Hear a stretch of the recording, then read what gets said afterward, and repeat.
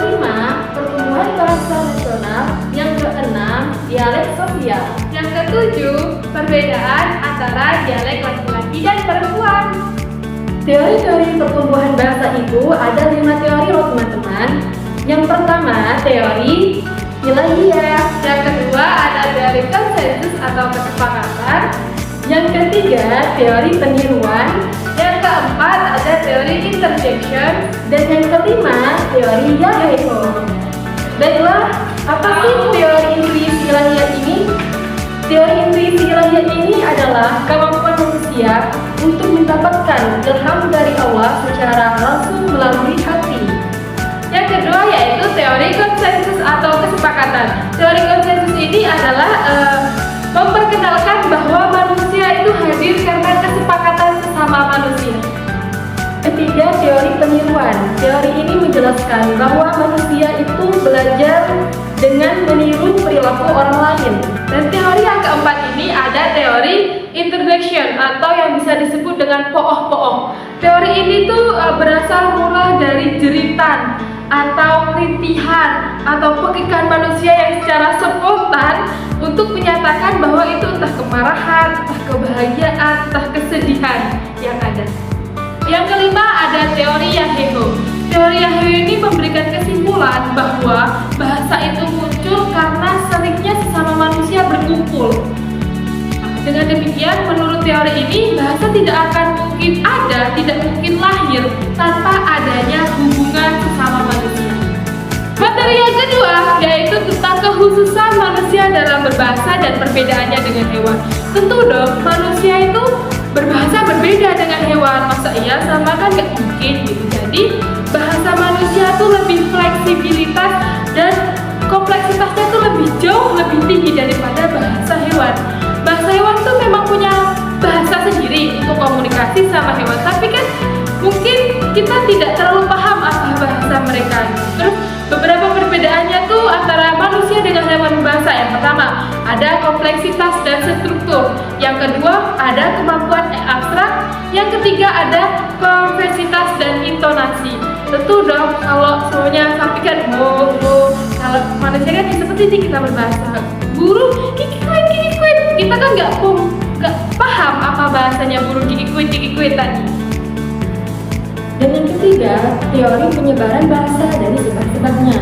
Di sini ada 5 penyebab penyebaran bahasa. Yang pertama, migrasi. Dan yang kedua, perdagangan. Yang ketiga, penaklukan. Yang keempat, karena pengaruh budaya.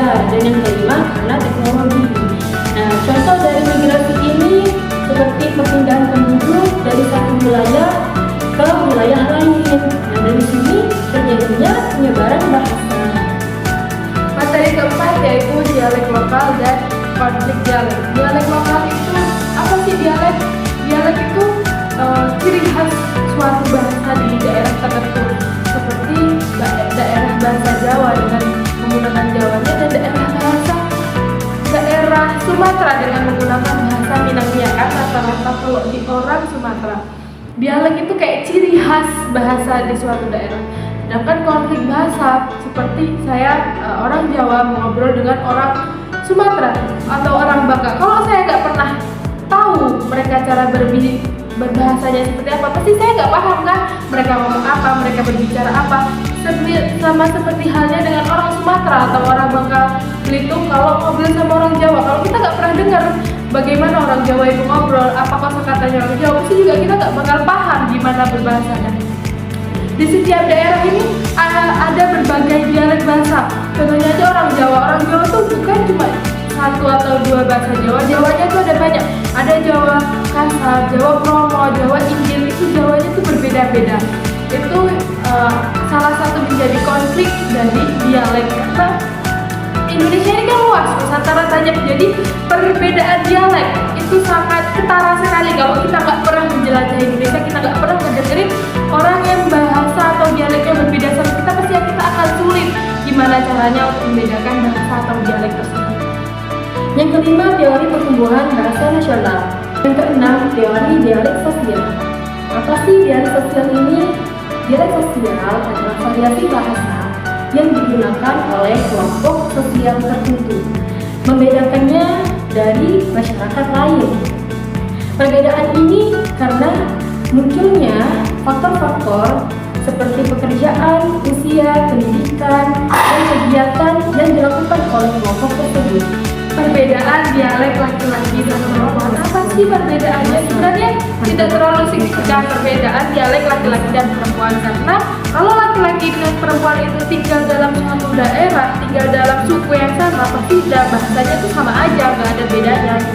Paling dalam penyebutan, kayak penyebutan cowok itu kan rongga tenggorokannya tuh lebih tebal dan lebih panjang, jadi suaranya itu lebih besar dan lebih ngebas. Sedangkan yang cewek kan rongganya kan tipis dan pendek, jadi dia lebih kecil suaranya.